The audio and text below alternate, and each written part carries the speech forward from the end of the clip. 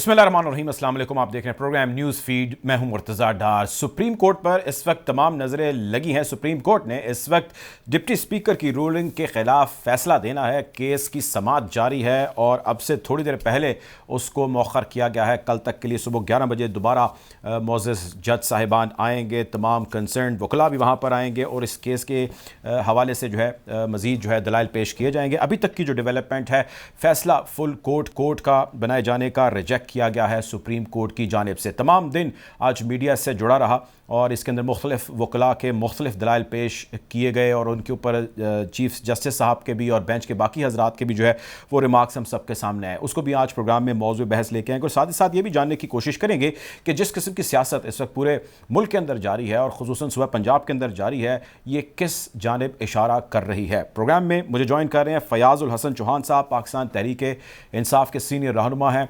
Welcome to the show Chauhan साहब। जो अब बहुत सारी डेवलपमेंट्स आ रही हैं, सबसे पहले तो मैं चाहता हूं कि आप अपना ओपिनियन दीजिए अभी तक की आने वाली डेवलपमेंट्स जो सुप्रीम कोर्ट से है। अभी तक के जो फैसला है सुप्रीम कोर्ट से आया है, पीटीआई वैसे तो कह चुकी है फुल कोर्ट पे हमें कोई एतराज़ नहीं है, लेकिन रिजेक्शन हो गई है। अब कल पे नज़रें सबकी जुड़ी हैं। How do you see this all sir?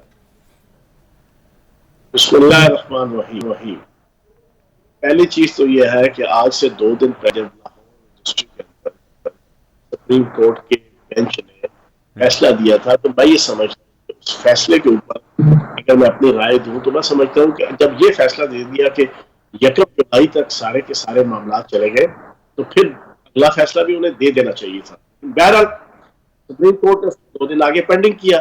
अब आज सुबह 2 घंटे anti court full bench prime minister house में बैठ के फुल बदमाशी के साथ, फुल गुंडागर्दी के साथ जो फुल कोर्ट बेंच मांगता रहा, आज सारी पाकिस्तानी को दंग रह गई कि बेगम सत्तर अवान के जो एक मुजरिम, उनकी क्यादत के अंदर ये सारी आल पाकिस्तान लूटमार एसोसिएशन, ये सारी अंजुमन गुलामान अमरीका, इन्होंने बैठ के जिस अंदाज से जजेस को, जुडिशरी को, फौज को, एजेंसीज को दशनाम तराजी की धमकियां दी, वो मैं समझता हूँ कि नाकाबिले बर्दाश्त थी और इंतहाई काबिले मुजम्मत। उसके बाद सारा दिन हेयरिंग हुई। होना तो ये चाहिए था कि आज फैसला हो जाता। बहरहाल कोई बात नहीं, कल फैसला होता है। हम तो जनाब इस इंतजार में है कि आइन और कानून के मुताबिक डिसीजन होना चाहिए। आइन और कानून बड़ा क्लियर है। आइन का आर्टिकल 63A1, उसका आगे सब आर्टिकल ए और बी, उसमें कहीं पे भी पार्लिमानी लीडर और पार्लिमानी पार्टी के अलावा पार्टी हेड का तस्करा नहीं। सिर्फ तशरीह के एक जगह पे पार्टी हेड का तस्करा है, वो भी किस तरह? वो इस तरह कि अगर किसी 3-4 इशूज के ऊपर वजीर आजम, वजीर आला, एतमाद, अदम एतमाद, फिनांस बिल और लेजिस्लेशन, इन 4 इशूज पे अगर कोई पार्लिमानी पार्टी का मेंबर खिलाफ जाने की कोशिश कर रहा है, तो फिर पार्टी हेड लेटर लिखेगा या खुद लिखेगा या उसके बिहाफ पे secretary general, vice president, senior vice president, कोई भी पार्टी हेड के बिहाफ पे उसको इंटीमेट करेगा कि जनाब आपने इसको वोट देना है, इसको नहीं देना, ये पॉलिसी इख्तियार करनी है, ये नहीं करनी। इसके अलावा उसका और कोई किरदार नहीं। किरदार टोटली पार्लिमानी पार्टी और पार्लिमानी पार्टी है। अब मैं आपके सामने एक चीज रखूंगा जी जी। अगर ये किरदार चलो मान भी लिया जाए पार्टी हेड का, जो कि बाद में आता है वायलेशन की सूरत में, लेकिन मैं कहता हूं कि आप मुझे एक चीज बताएं, क्या चौधरी शुजात साहब ने खत लिखा उन 10 मेंबरान को? क्या चौधरी शुजात साहब का बाकायदा नोटिफाइड पोस्ट किया हुआ लेटर के जिसका सबूत चौधरी शुजात साहब के ऑफिस में भी है, जिसका सबूत 10 के 10 मेंबरान के पास भी है, क्या वो लेटर लिखा गया? Not at all. कोई ऐसा वजूद नहीं रखता लेटर। तीसरी सबसे इंपॉर्टेंट चीज आपको बता दूं, जो अभी तक पाकिस्तान की पार्लिमानी जमहूरियत की आईनी रवायात चली आ रही है, उसके तहत किसी वोट को रोका नहीं जा सकता, चाहे वो 63A1 की वायलेशन के साथ पोल हो रहा है या उसके मुताबिक हो रहा है, वोट नहीं रोका जा सकता। हाँ, फिर उसके बाद अगर वो 63A1 की वायलेशन के साथ होगा तो फिर उसके ऊपर 63A1 का अतलाक होगा, फिर वो डिसीट होगा, वो पूरा एक प्रोसेस होगा। तो मैं ये समझता हूँ कि हर 3 हर 4 सूरतों में ये इलीगल इलेक्शन हुआ है और क्लियर कट चौधरी परवेज राइस इलेक्शन जीत चुके हैं। आज तो बल्कि जज साहब ने भी कहा ना कि जिन्होंने हैरानगी की बात है, जिन्होंने वोट ज़्यादा लिए वो बाहर हैं और जिन्होंने वोट कम लिए वज़ीर आला पंजाब है। खैर आगे बढ़ते हैं, मुझे ये बताएं कि आप not being part of PTI only, वैसे मुझे मैं चाहता हूँ हमारे नाज़रीन को थोड़ी क्लैरिटी दें कि ऐसा क्या हो गया 2 दिन के ऊपर कि इतनी मैसिव किस्म की एग्रेसिव किस्म की अदलिया के ऊपर जो है वो तनकीद भी शुरू हो गई है। यही वो अदलिया है जिसने अब से 9 रोज़ कबल आप लोगों के जो है पीटीआई का जो सुप्रीम कोर्ट के अंदर फैसला था कासिम सूरी साहब के हवाले से, उसको जब उन्होंने पेश किया, फैसला आया तो इन्होंने बहुत जो है उसका शोर भी किया और उन्होंने कहा जी क्या ज़बरदस्त बात है, और अदलिया का जिक्र उन्होंने अपने जलसों के अंदर भी किया। आई मीन अभी तो केस जारी है ना, कोई फैसला नहीं आया, तो उससे पहले इस स्ट्रैटेजी का क्या मकसद है? कुछ ऐसा चल रहा है जिसका इनको पहले पता है? बात ये है, ये पूरी अंजुमन गुलामान अमेरिका की मौत है। इनको समझ आ गया है कि इनके, पंजाबी में कहते हैं ना कि इनके छोले बिक गए हैं। इनको समझ आ गया इनके पल्ले, इनको समझ आ गया है कि अगर पंजाब के अंदर पीटीआई की हुकूमत बन जाती है तो फिर वफाक के अंदर भी वो स्टे नहीं करेगी। इन्हें पता है कि अब इलेक्शन के जरिए से, आवाम के जरिए से तो 100% रिवाइवल तहरीक इंसाफ का और इमरान खान साहब की लीडरशिप का जादू सर चढ़ के बोल रहा है। अब ये अगर असम्बली भी चली गई तो फिर वफाक की असम्बली में हारी जाएगी। अब हुआ क्या है, इसने क्या किया, बेगम सत्तर ने, इसने आज से 2 दिन पहले अपने सी कैटेगरी के जनाब पालतू लोग लॉन्च किए, कोच को, जजेस को, न्यूट्रल्स को और जजेस को, जुडिशरी को, लाम ताल दशलाम हर्जा सराई। कल इसने बी कैटेगरी लॉन्च की, कल बी कैटेगरी आ गई। आज ए कैटेगरी, सारे टॉप क्लास के 13 पार्टियों का मिक्स अचार पार्टी सारी की सारी बैठ गई। आज मैं समझता हूं कि जो प्रेस कॉन्फ्रेंस हुई है 100% तौहीन अदालत है। दुनिया के किसी जर्नलिस्ट को, किसी जुरिस्ट को, किसी वकील को, किसी, मैं कहता हूं दानिशमंद को, किसी बेवकूफ को भी अगर आप पूरी सुना दें वो कहेगा यार ये तो तौहीन अदालत है। मैं समझता हूं कि इस केस से फारिग होने के बाद सुप्रीम कोर्ट को इन सारों को केने केने जाना है बिलो दे कार की मजदार जनाब लाइन हाजिर करना चाहिए। और बेगम सत्तर अवान का तो सबसे पहले जनाब जमानत कैंसिल होनी चाहिए। मैं हैरान हूं उसकी ढिढाई के ऊपर, मैं हैरान हूं उसके क्रिमिनल सोच के ऊपर, मैं हैरान हूं उसकी मुजरिमाना मजाज के ऊपर। ओ भाई तू आगे मुजरिम है, जस्टिफाइड, रेक्टिफाइड, प्योरिफाइड, सिंप्लीफाइड, हर किस्म की जनाब साबित शुदा मुजरिम है। तू बैठ के जनाब धमकियां लगा रही है सुप्रीम कोर्ट को, तू बैठ के सुप्रीम कोर्ट को खिलाफियात सिखा रही है, तू बैठ के सुप्रीम कोर्ट को कानून समझा रही है, तू बैठ के जनाब सुप्रीम कोर्ट को जनाब एथिक्स और वैल्यू समझा रही है। और वो भी ऐसे इशू के ऊपर कि जो 100% सुप्रीम कोर्ट आइन और कानून के मुताबिक चलने के लिए अपने आप को राजी कर चुकी है। तो मैं ये समझता हूं कि बेगम सफदर अवान की जमानत कैंसिल, बाकी सारे के सारे इस कल फारिग होने के बाद इस केस से सुप्रीम कोर्ट को लाइन हाजिर करना चाहिए। अच्छा, अब ये तो चौहान से ज़ाहिर है एक मामला है जो आप जिसकी निशानदेही कर रहे हैं और बहुत सारे लोगों का ये ओपिनियन था कि जो आज उन्होंने सारी एक इज्तिमाई तौर पे प्रेस कॉन्फ्रेंस की वो खासी एग्रेसिव थी और वो टोन नहीं होनी चाहिए थी। कंटेम्प पे भी कुछ लोगों ने कहा कि ये लग सकती है जिस किस्म की यहाँ पर लैंग्वेज यूज़ की गई है, मैच फिक्सिंग से, बेंच फिक्सिंग से जो है उन दोनों को रिलेट किया गया। अब मेरा सवाल आपसे सर ये है कि आज आपके वकील साहब ने कमरा अदालत के अंदर कहा कि अगर फुल बेंच भी बना दिया जाए तो हमें कोई एतराज़ नहीं है। अब फुल बेंच तो हो गया रिजेक्ट, इसका फैसला अगर नून लीग के या जो सारी मुत्तहिदा जमातें हैं उनके हक में आता है तो आप उसको सर तस्लीम खम करेंगे या आप सड़कों पे आएंगे? आई मीन कुछ चीज़ों के ऊपर से तो डिस्कशन हुई होगी ना आप लोगों की। यार मुझे एक चीज बताओ, कैसे आएगा?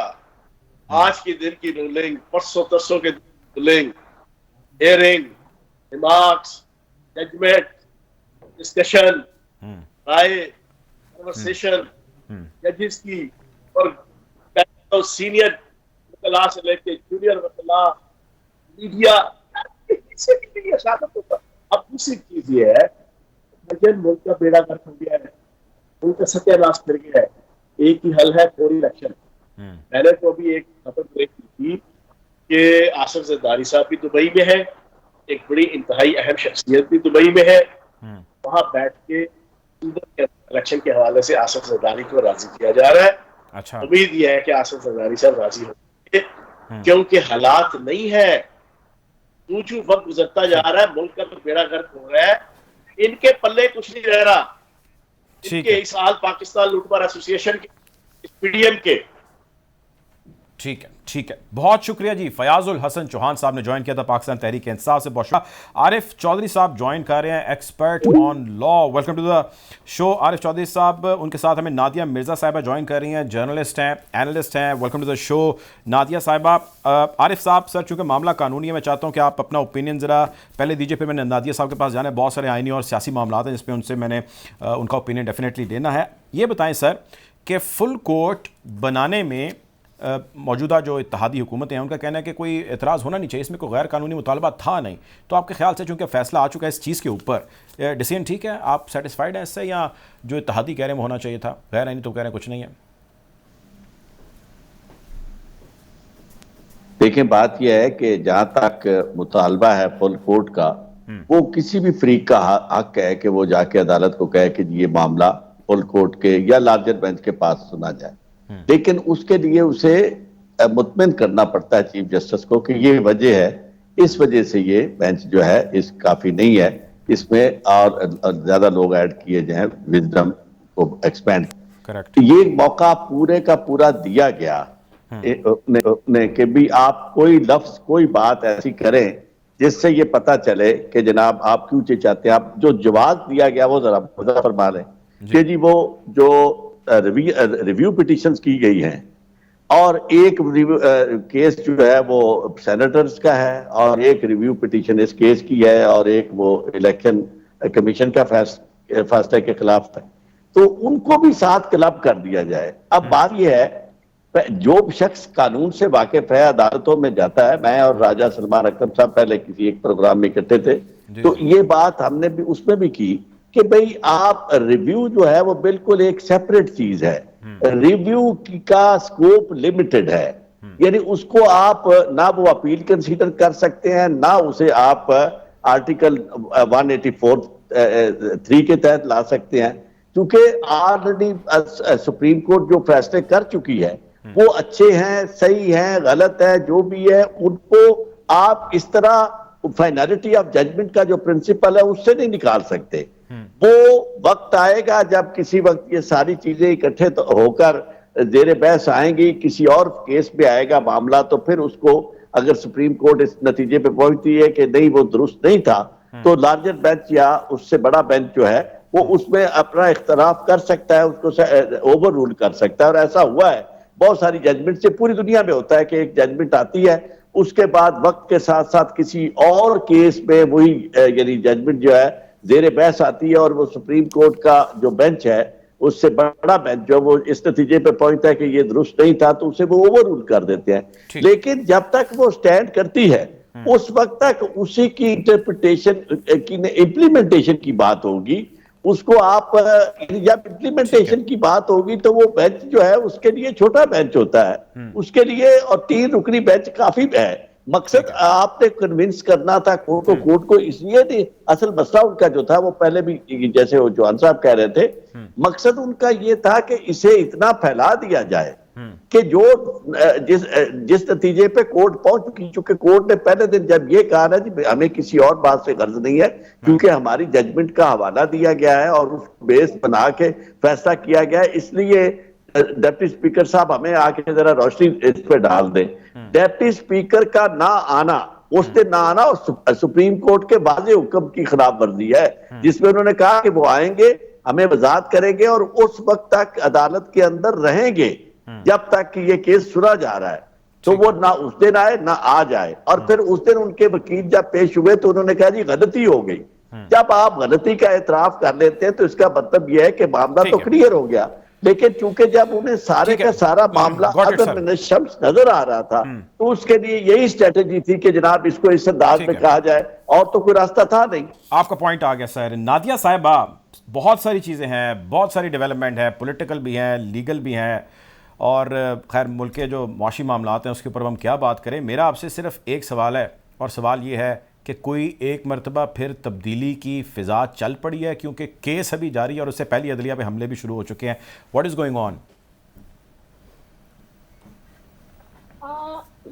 तब्दीली की हवा से पहले उससे आपसे पहले में सिर्फ आरिफ चौधरी साहब जो बात कर रहे थे, जी इफ जी यू अलाउ मी तो मैं प्लीज। उसमें एक जुमला खाली ऐड कर दूं। बेसिकली देखिए, अदालत में अगर आपको बेंच पर एतमाद नहीं था तो उसका एक प्रोसीजर होता है। जिस तरह से आरिफ चौधरी साहब ने भी कहा कि आप अदालत में जाते हैं, वहाँ पे एक अपनी एप्लीकेशन सबमिट कराते हैं, अपनी प्लीज सबमिट कराते हैं और आप बताते हैं कि जी हमें एतमाद नहीं है, और उसकी ठोस वजूहात बताते हैं। हाँ जी। लेकिन उसके बरस हुआ ये कि आपने उसको पॉलिटिकल ज्यादा कर दिया, इशू को पोलिटिसाइज ज्यादा कर दिया। मरियम नवाज साहिबा सुबह प्रेस कॉन्फ्रेंस करती है और वो बाकायदा तौर पर, मैं तो हैरान हूँ कि कोर्ट ने उनका नोटिस क्यों नहीं लिया। वो जिस किस्म की उन्होंने बात की है, उन्होंने कहा मैच फिक्सिंग से बैंक एग्जैक्टली फिक्सिंग तक, एग्जैक्टली तो ये तो एग्जैक्टली। तौहीन अदालत के जुमरे में आता है। तो ये आरिफ चौधरी साहब ज्यादा बेहतर बता सकेंगे, लेकिन मैं जितना भी थोड़ा बहुत इल्म रखती हूँ या थोड़ा बहुत हम लोग जो भी अपने एक्सपीरियंस से हम लोग इन्हीं जैसे लॉ एक्सपर्ट से लर्न करते हैं, तो ये बड़ा ओपनली तौहीन अदालत में आता है। तो आपने इशू को पोलिटिसाइज बहुत ज्यादा कर दिया, आपने सही फोरम का इंतखाब नहीं किया। और मेरा ख्याल है कि उसके बाद फिर आपने देखा कि उनके सारे के सारे कायदीन बैठ गए, फिर उन्होंने कहा कि जी हम कोर्ट भी जाएंगे और हम फैसलों को तस्लीम नहीं करेंगे। तो इतना पोलिटिसाइज करने से ज्यादा बेहतर होता है कि आप जो कोर्ट का प्रोसीजर है, जो एक नॉर्म्स है, उसको आप फॉलो करते हैं, आप अदालत में जाते हो और आप जाके एक प्ली जमा करा देते हैं कि जी हमें इस पर एतबार नहीं है, एतमाद नहीं है, और फिर उसकी ठोस वजूहात भी दे देते हैं। लेकिन अब कितना पोलिटिसाइज होने के बाद, और अगर अब वो ये कोर्ट ये डिसीजन लेती कि जी हमने फुल कोर्ट बना दिया, तो फिर तो ये बड़ा कैटेगोरिकली और एक नॉर्म, एक प्रेसिडेंट सेट हो जाता कि जी पॉलिटिकल पार्टीज ने प्रेशराइज किया और वो अंडर प्रेशर थे और प्रेशर में आके उन्होंने फुल कोर्ट हाँ बना जी दिया। एग्जैक्टली। तो फिर ये प्रेसिडेंट सेट होता, कल को भी हो रहा होता, दीगर पार्टीज भी यही कर रही होती। रेस्ट अगर आप तब्दीली की बात कर रहे हैं तो देखिए, मैं आपको ये बात तो मेरा ख्याल है अगर 100% नहीं तो 99% ये बात कह सकती हूँ और इंफॉर्मेशन की बेस पर कह सकती हूँ कि इलेक्शन इसी साल होने जा रहा है। अच्छा। क्योंकि अब जो गेम है, जो प्लेयर्स थे उनके हाथ से काफी ज्यादा निकल चुकी है। और जब आपने देखा कि सॉफ्ट इंटरवेंशन की बातें आई सामने, सॉफ्ट इंटरवेंशन की बातें आई कि नरम मुशावरत, वो बेसिकली वो भी ये था कि पल्स भी चेक की गई और ये भी चेक किया गया कि क्या सियासतदान इसके लिए एग्री हो जाते हैं, क्या ऑपोजिशन हो जाती है, क्या गवर्नमेंट हो जाती है, वहां से क्या उसका रिएक्शन आता है और उस पर कहीं ना कहीं वो बिठाएंगे। तो मेरा ये ख्याल नहीं है, बल्कि ये मेरी इंफॉर्मेशन है कि इलेक्शन जो है वो 2022 में होने जा रहे हैं। अच्छा, अब ये बताएं कि इलेक्शन तो 2022 में आपने बता दिया कि होने जा रहे हैं, इलेक्शन जीतने कौन जा रहा है? 2/3 अक्सरियत पाकिस्तान तहरीक इंसाफ का जिक्र होने लग गया है। पंजाब वो कह रहे हैं जी हमें दें, KP के उनके पास पहले ही है, सिंध के अंदर भी वो पंजे गाड़े हुए हैं। यानी आपका मतलब, मैं दूसरी बातों कहीं निकालूँ कि जो ट्रेजेक्ट्री बढ़ रही है चीज़ों की, PTI ही आने वाली है फिर इक़्तिदार के अंदर, लगता तो यूँ ही अजम्पशन अगर हम लगाएं तो। देखिए, एग्जम्पशन आप बेशक लगा लें, लेकिन अभी आपने कहा कि PTI कह रही है 2/3 हमें दे, तो किससे कह रही है PTI? Good question. पूछ रही हूँ मैं आप। मेरा ख्याल है अवामुन्नास से कह रही है। हाँ, अगर अवामुन्नास से कह रही है तो फिर शायद अवाम उसकी बात सुन ले। लेकिन अवामुन्नास के अलावा किसी से कह रही है तो शायद उनकी बात ना सुनी जाए। लेकिन बहरहाल सिंध में पंजे, देखिए पंजाब में हमने 17 जुलाई को उसका एक ट्रेलर देख लिया, तो इसीलिए घबराए हुए हैं, इसीलिए डरे हुए हैं कि वो एक ट्रेलर देख चुके हैं। और पंजाब में जितना मैंने पंजाब इलेक्शन जो है वो ऑन ग्राउंड कवर किया है, I went to the market, I went to the constituencies, I spoke to the voters. तो वहां पर जो मैं बार बार ये बात कर रही हूँ कि जो PMLN का वोटर था, they were very much relax, they were very much काम और चिल वोटर था। लेकिन जो PTI का वोटर था वो बड़ा एग्रेसिव वोटर था, उसके अंदर एग्रेशन बहुत ज्यादा थी, वो गुस्से का शिकार था, उसको बड़ी शिकायतें थी और वही गुस्सा उसको बाहर लेकर आया। तो as far as Punjab is concern, Punjab में PTI बहुत आराम से आ जाएगी, जो मेरा अपना एक एनालिसिस है, जो मैंने कम से कम ऑन ग्राउंड देखा है। और उसकी वजह ये है कि जिसके बाद पंजाब है वफाक आ जाता है। सेकेंडली, KPK में अपनी पोजीशन उन्होंने बेहतर कर लिया है। जो अमेरिकन सेंटिमेंट्स होते हैं, आपको पता है KP वो सूबा है जो सबसे ज्यादा इसको एक्सेप्ट भी करता है और वहां पर ये बाय भी होता है जी। अब रह गया आखिर में आप बात करें बलूचिस्तान की, तो हम बात ही करते हैं। बलूचिस्तान में आपको पता है सूरत हाल खतरे मुख्तलिफ है, टर्न आउट वहाँ पे क्या होता है वो भी आपको पता है। But as far as the Sindh is concern, Sindh में PTI का आना बहुत मुश्किल है। सिंध में पीपल्स पार्टी ने रहना है और सिर्फ सिंध में ही पीपल्स पार्टी ने रहना है, क्योंकि पीपल्स पार्टी के अलावा सिंध में किसी ने काम ही नहीं किया, सिंध में किसी ने कोशिश ही नहीं की। पीपल्स पार्टी का सब्स्टिट्यूट पॉलिटिकल राइवल सिंध में कोई है ही नहीं। अब सुना यह था कि इमरान खान साहब जो है वो सिंध को फोकस करेंगे, सिंध में जाएंगे, लेकिन इमरान खान साहब ने जो कराची सिंध का कैपिटल है उसने इतनी 14 के सीट्स दे दी थी खान साहब को। खान साहब शायद उसी को संभाल पाए तो बड़ी बात होगी, बजाय इसके कि वो कहे कि मैं पूरा सिंध पता कर लूंगा। ठीक है, ठीक है। आरिफ साहब, सर अभी जिक्र किया नादिया साहिबा ने भी और सारे मीडिया ने उसको कवर भी किया और सोशल मीडिया पे भी बहुत बहस हो रही है। जिस किस्म की लैंग्वेज इस्तेमाल की गई आज मुत्तहिदा जो जमातें हैं उनकी जानिब से, और ख़ुसूसन जो बेंच फिक्सिंग जैसे अलकाबात दिए गए उससे रिलेट मैच फिक्सिंग से किया गया, कंटेम्प्ट लगती है ऐसे सिनेरियोज़ में, या जजेज़ या अदालतें इसको लेट गो करते हैं? क्योंकि अभी तक तो हमने देखा इस पर कुछ नहीं हुआ, लेकिन जो लैंग्वेज थी वो रूटीन की नहीं थी। नहीं, जहां तक अभी तक कुछ ना होने वाली बात है उसको तो आप नजरअंदाज इसलिए कीजिए कि आज का दिन जिस सब्र तहम्मुल के साथ चीफ जस्टिस और उनके साथी जजेस ने गुजारा है, और जिस तरह वो साबिक सदूर सुप्रीम कोर्ट बार के अंदर मौजूद थे और बाकी पॉलिटिकल पार्टीज की धमकियां मौजूद थी, और इसके बावजूद बड़े सब्र तहम्मुल के साथ उन्होंने केस सुना और उसको मंतकी अंजाम तक पहुंचाने में काफी हद तक कामयाब हुए। और यानी जो केस जिस तरह वो चाहते थे, उनका जो एजेंडा था दूसरी पार्टी का, जो इत्तेहादी जमातें हैं उनका, वो ये था कि ये केस प्रोसीड ना हो सके, और यही तरीकेकार उन्होंने रखा था। ये जो इरफान कादर साहब हैं कि वो आके उन्होंने कोशिश ये की कि अदालत जो है उनके साथ उलझे, किसी बात पे झगड़ा हो जाए और वो उसी तरह लड़ाई करके निकल आए कि जनाब हमें तो सुना ही नहीं जा रहा, हमें मौका नहीं दिया जा रहा। अदालत ने सब्र तहम्मुल के साथ केस को सुना और उसके दोनों पॉइंट्स जो थे, लार्जर बेंच के या फुल कोर्ट की जो तश्कील है उसके बारे में भी उन्होंने फैसला दे दिया, और बाकी केस जो है सुना और टाइम कल का रख दिया।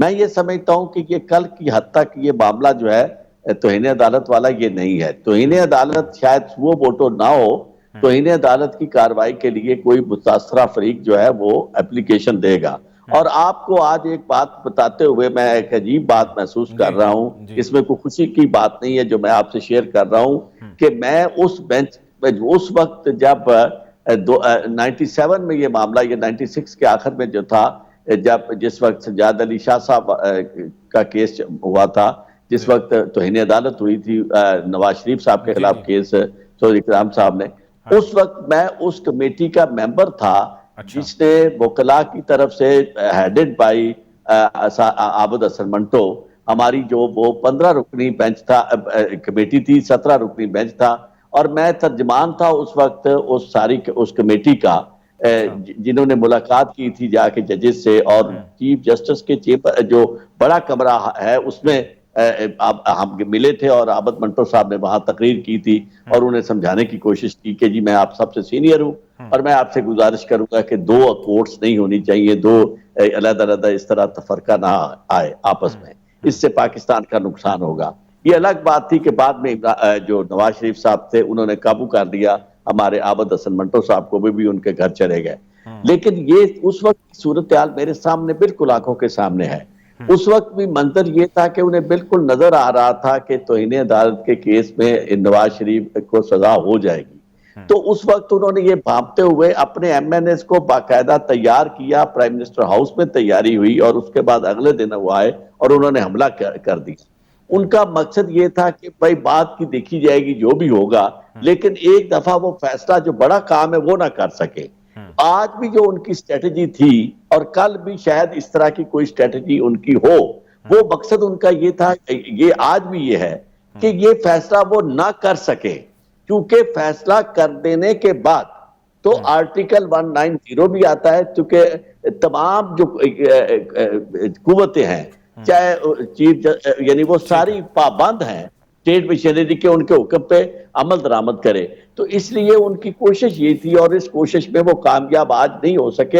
अलबत्ता इसके कॉन्सिक्वेंसेस जरूर हैं, ऐसा नहीं है कि इस तरह की कोई जुबान, चूंकि ये वो स्ट्रिक्टली उसी तौहीन अदालत की के जुमरे में आती है, जिसमें स्कैंडलाइज करते हैं आप कोर्ट को, इज्जत और तौकीर उसकी नीचे गिराते हैं।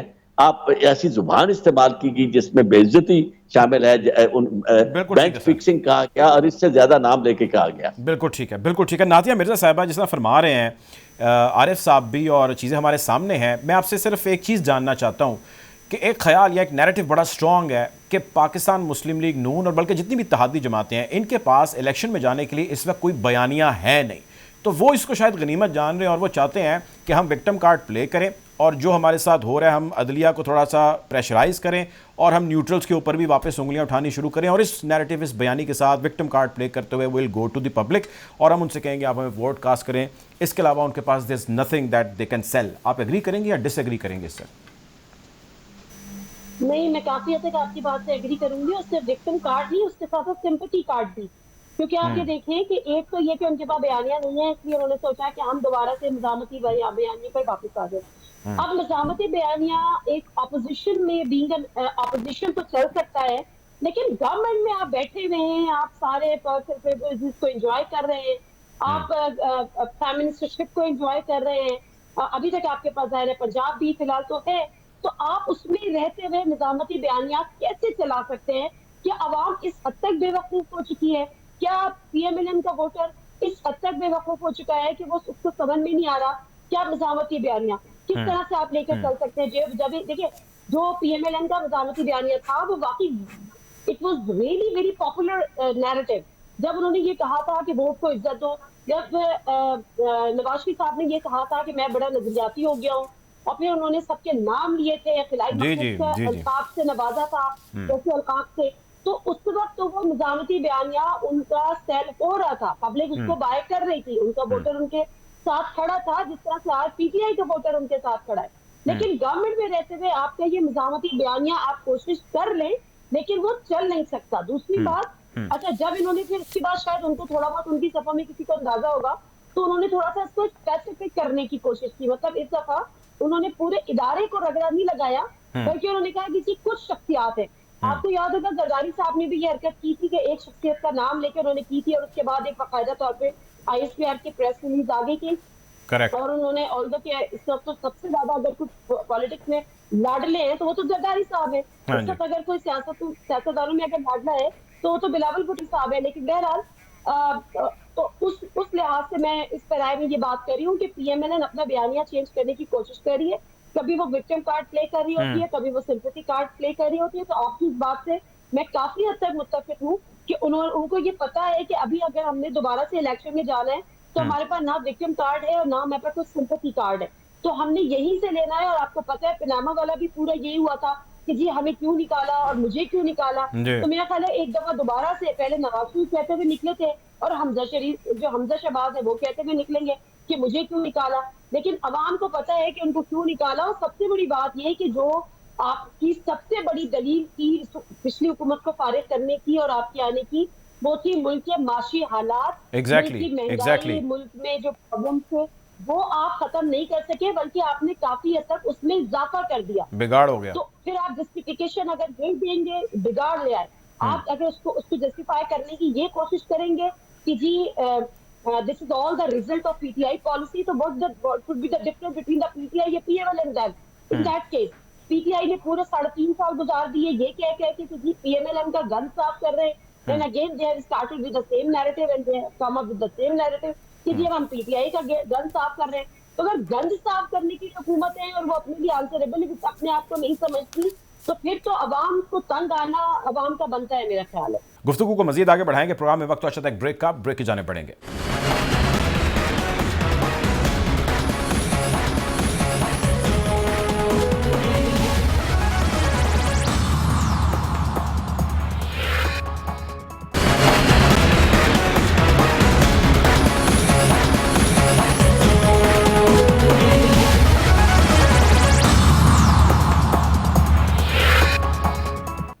Welcome back after the break. Program में मेरे साथ मौजूद हैं आरिफ चौधरी साहब और नादिया मिर्ज़ा साहिबा।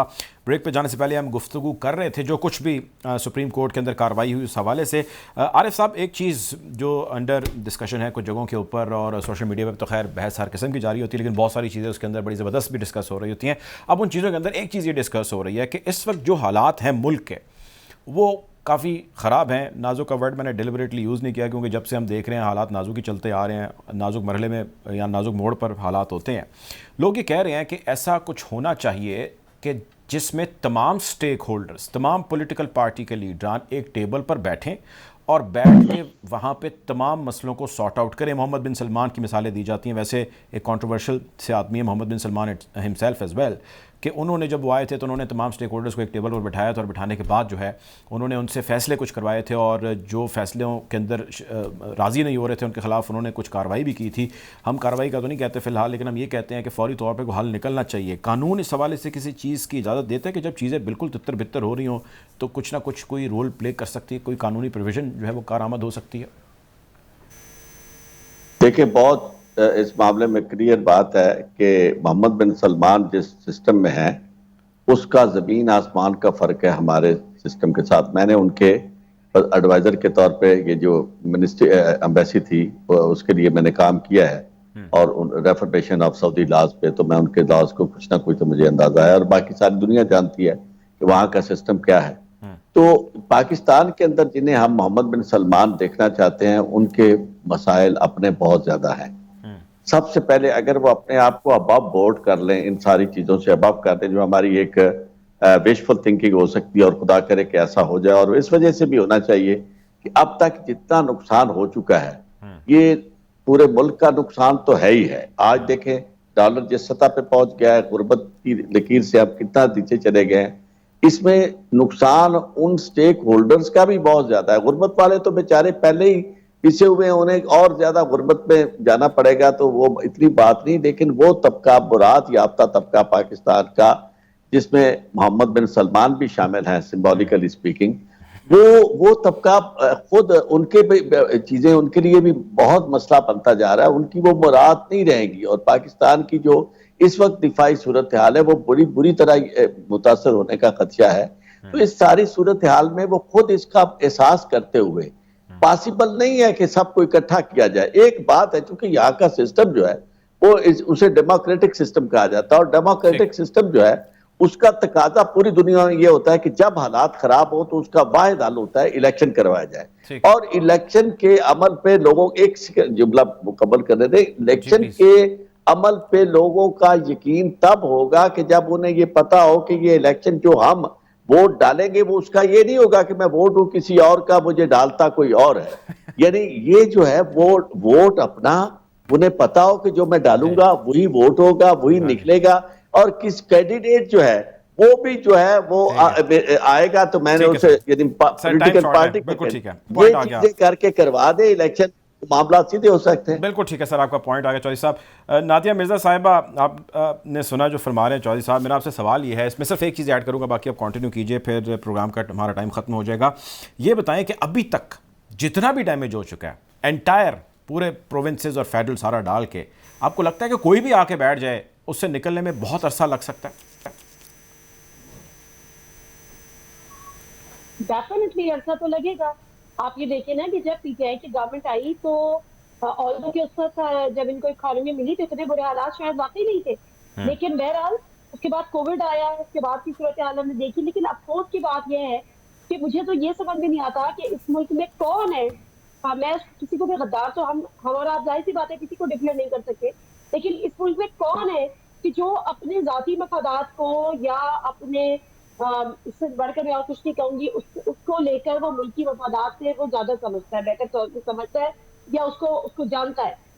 आप ये देखें कि पॉलिटिकल स्टेबिलिटी, क्या पीटीआई के दौर में पॉलिटिकल स्टेबिलिटी नहीं थी? पॉलिटिकल स्टेबिलिटी थी। ऑपोजिशन इत्तेहाद एक शोर मचा रहा था, लेकिन ऑपोजिशन इत्तेहाद हमेशा ये बात करता था कि जी एस्टैब्लिशमेंट ने, शायद खान अब्बासी से लेकर दीगर लोग, कि एस्टैब्लिशमेंट जो है वो इस हुकूमत के सर पे हाथ रखी हुई है। इस वजह से हम उनसे ये मुतालबा करते हैं कि आप हमारे ऊपर बेशक हाथ ना रखें, लेकिन आप इनके ऊपर से हाथ हटा लें। तो ये बात सबको पता है कि जब तक आपकी बात होती है। अच्छा, दूसरी एक जो बहस होती है, तो भाई अगर एस्टैब्लिशमेंट हमारा एक ऐसा इदारा है, हमारे मुल्क में अगर कोई इदारा है तो वो एक ही इदारा है, और उस इदारे को अगर कोई खुद अपने आप को कमजोर करना चाहे तो एक अलग बात है, अदरवाइज कोई और अगर उसको कमजोर करना चाहेगा तो वो मुल्क दोस्ती नहीं कर रहा है, वो मुल्क दुश्मनी कर रहा है। लेकिन अनफॉर्चुनेटली ये हुआ जब आप ये सोचते रहे कि जी इदारा उनके ऊपर से हाथ उठा ले। अच्छा, यहाँ पर बात पॉलिटिकल पार्टी की नहीं होती, यहाँ पर बात हुकूमत की होती है। ये बात पीटीआई को भी समझने की जरूरत है और ये बात पीएमएलएन को भी समझने की जरूरत है और दीगर पार्टीज को भी। बिल्कुल ठीक है, तमाम पार्टीज को। पॉलिटिकल पार्टी गवर्नमेंट में होती है तो ये इदारे का फर्ज है, इदारे का ये मैंडेट है कि उस हुकूमत को लेकर चले, उस हुकूमत को फैसिलिटेट करे, उस हुकूमत को असिस्ट करे। इससे ये तासुर हरगिज नहीं देना चाहिए कि इदारा किसी एक पॉलिटिकल पार्टी को सपोर्ट कर रहा है। और अगर आज भी, मैं फिर ये भी पीटीआई के लिए भी कहती हूँ कि अगर आज आप ये समझते हैं कि एस्टैब्लिशमेंट इनको सपोर्ट करिए, तो भाई एस्टैब्लिशमेंट गवर्नमेंट को सपोर्ट कर रही थी, और गवर्नमेंट को आप जब गवर्नमेंट में थे तो आपको भी सपोर्ट कर रही थी। वो बात एक अलग है। आई अंडरस्टैंड कि आपका शायद टाइम खत्म हो रहा है, कि फवाद चौधरी साहब एक जगह ये कहते हैं कि हमारे क्योंकि एस्टैब्लिशमेंट से ताल्लुकात खराब हो गए थे तो इसलिए हम हुकूमत से बाहर आए, वरना हम रह जाते। लेकिन मेरा ख्याल है कि ये इनफ इज इनफ, ठीक है, एनफ इज एनफ जी कहना था। नाज़िया मिर्जा साहिबा का बहुत शुक्रिया जी, आपने हमें ज्वाइन। आरिफ चौधरी साहब आपका बहुत शुक्रिया। प्रोग्राम के वक्त खत्म चाहते हैं, आपको हालात हाज़रा से यूं ही आगाह रखेंगे। अपना ख्याल रखें, अल्लाह हाफिज़।